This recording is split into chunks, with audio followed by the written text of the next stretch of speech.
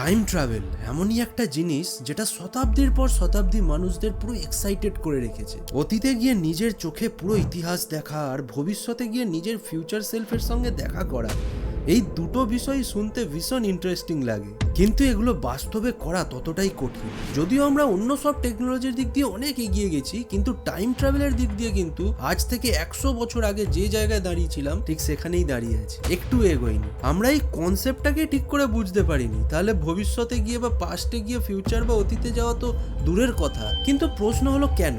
কি এমন জিনিস আছে যেটা আমাদের পাস্টে বা ফিউচারে টাইম ট্রাভেল করতে বাধা দিচ্ছে? আর আদৌ কি আমরা কোনোদিন টাইম ট্রাভেল করতে পারবো? এই সব প্রশ্নেরই উত্তর তোমরা আজকে পেয়ে যাবে যদি ভিডিওটা শেষ অবধি দেখো। তো চলো শুরু করা যাক আজকের এই ইন্টারেস্টিং ভিডিও। টাইম ট্রাভেল কোনো নতুন ধারণা নয়, এটা খুবই পুরনো একটা কনসেপ্ট।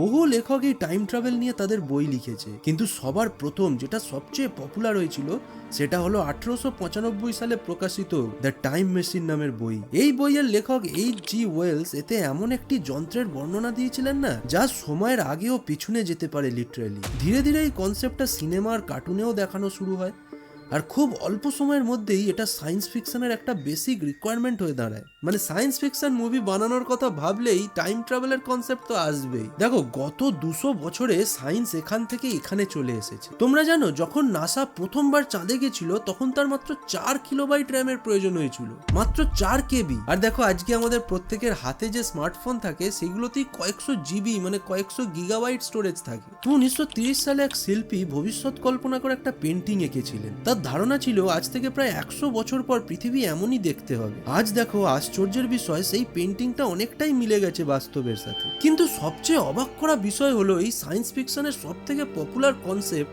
টাইম ট্রাভেল, এই নিয়ে আমরা গত 100 বছর ধরেও কেন কোনো উন্নতি করতে পারিনি। টাইম ট্রাভেল কি সত্যিই এতটা চ্যালেঞ্জিং? মানুষ জাতি কি কোনোদিন এই টাইম ট্রাভেলকে বাস্তবায়িত করতে পারবে আদৌ? চলো এটাই এবার স্টেপ বাই স্টেপ বোঝার চেষ্টা করি। টাইম ট্রাভেল তো নানা রকম গল্পের বই বা সিনেমা কার্টুনেই চলতো, কিন্তু বিজ্ঞানের জগতে টাইম ট্রাভেলের ধারণা প্রথম জনপ্রিয় হয় আইনস্টাইনের থিওরি অফ রিলেটিভিটির মাধ্যমে।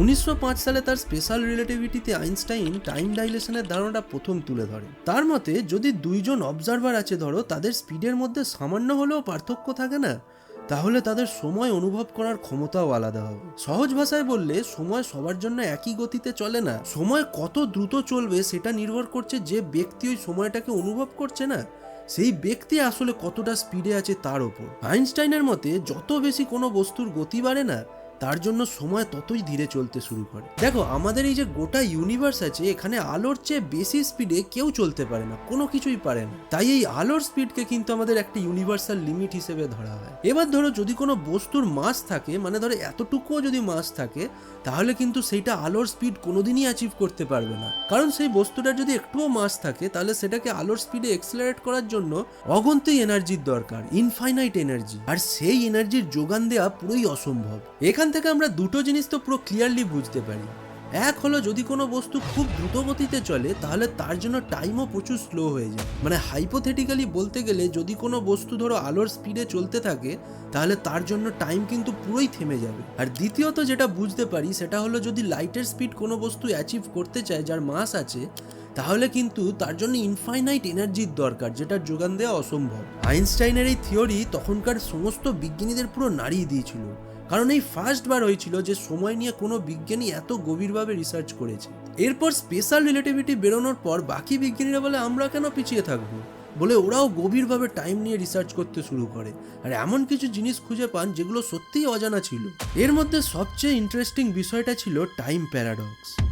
যেমনটা আগেই বলা হয়েছে, যদি কোনো বস্তু খুব দ্রুত গতিতে চলে, তাহলে তার জন্য সময় ধীরে চলে।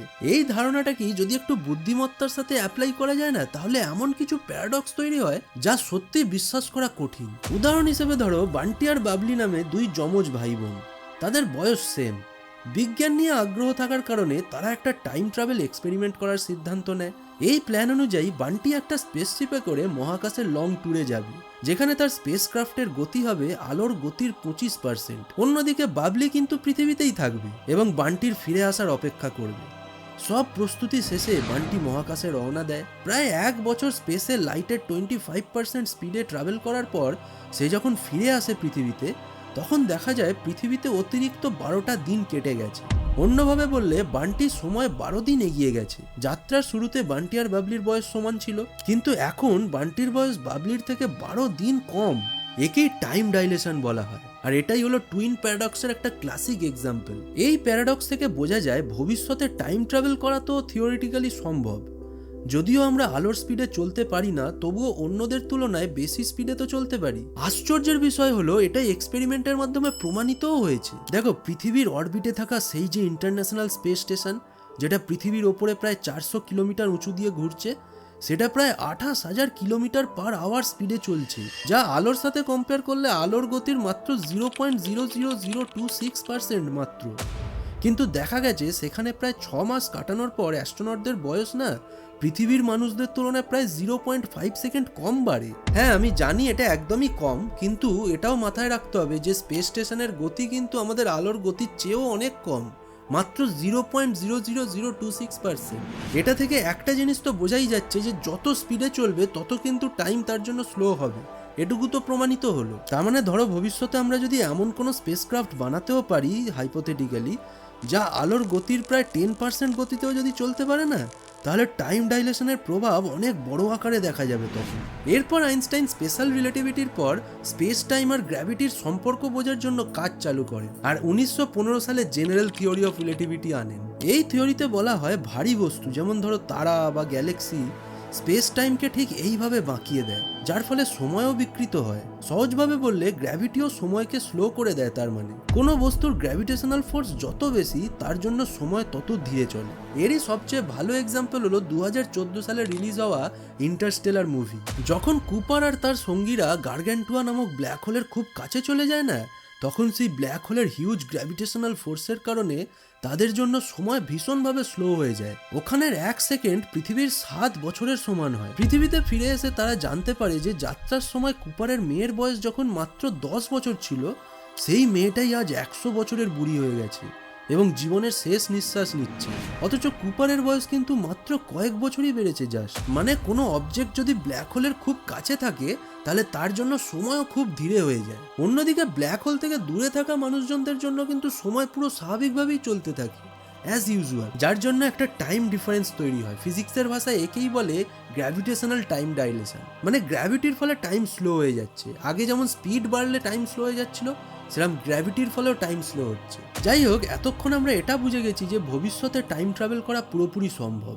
দেখো, এই মুহূর্তে দাঁড়িয়ে আমরা থিওরিটিক্যালি কিন্তু টাইম ট্রাভেল পসিবল করে ফেলেছি, কিভাবে হবে জেনে ফেলেছি। কিন্তু যে জিনিসটা আমাদের আটকাচ্ছে সেটা হলো টেকনোলজিক্যাল অ্যাডভান্সমেন্টের ঘাটতি। আমাদের কাছে এই মুহূর্তে কোনো এমন মেশিন বা কোনো এরকম স্পেসক্রাফট নেই যেটা থ্রু দিয়ে ওই টাইম ট্রাভেলকে আমরা বাস্তবায়িত করতে পারবো। সেইটা বানানোটা বিশাল কঠিন। কিন্তু দেখো, ফিউচারে ট্রাভেল করা মানে ফিউচারে টাইম ট্রাভেল করা আমাদের তবু কিছুটা নিয়ন্ত্রণে, থিওরিটিক্যালি পসিবল, শুধু টেকনোলজির অভাবের জন্য পারছি না। কিন্তু পাস্টে যাওয়া মানে অতীতে যাওয়া, এইটা কিন্তু আমাদের কাছে আসল বড় চ্যালেঞ্জ। তাহলে কি আমরা ফিউচারে যেতে পারলেও অতীতে মানে পাস্টে কোনোদিন যেতে পারবো না? চলো এটাও বুঝে নেওয়া যাক। অতীতে টাইম ট্রাভেল করা শুধু যে প্র্যাকটিক্যালি অসম্ভব তা নয়, বরং এইটার ব্যাপারে কল্পনা করলেই অসংখ্য প্যারাডক্স তৈরি হতে শুরু করে। এর পাশাপাশি এটা ফিজিক্সের বহু বেসিক নিয়মকেও ভেঙে দেয়, যেগুলো ছাড়া ইউনিভার্সের অস্তিত্বই অসম্ভব। যেমন পাস্টে টাইম ট্রাভেল করলে কজালিটির নিয়ম ভেঙে যায়। যদি না জেনে থাকো বলে রাখি, এই ইউনিভার্সের সমস্ত কিছুই কিন্তু কজ আর এফেক্টের নিয়মে কাজ করে। অর্থাৎ কোনো কারণ থাকলেই কিন্তু তার ফলাফল তৈরি হয়।